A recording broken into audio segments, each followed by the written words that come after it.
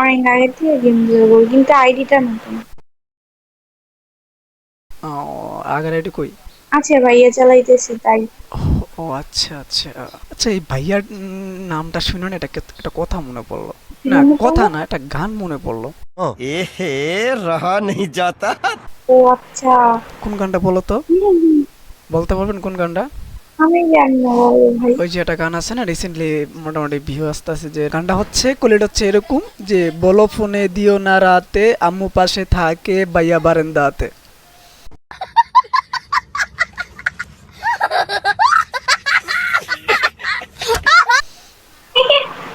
আপনি কি মজা করতেছেন? যে মজা করতেছেন নাকি সিরিয়াস কোনটা? যদি আপনার হাসি আসে তাহলে বলবো যে মজা, যদি আপনার হাসি না আসে তাহলে বলবো যে সিরিয়াসলি।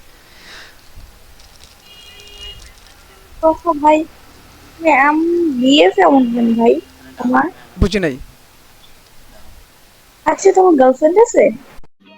समझ रहे हो समझ रहे हो आप समझ रहे हो ना। আমার হ্যাঁ। গার্লফ্রেন্ড থাকলে তো ডুও পার্টনারে থাকতো।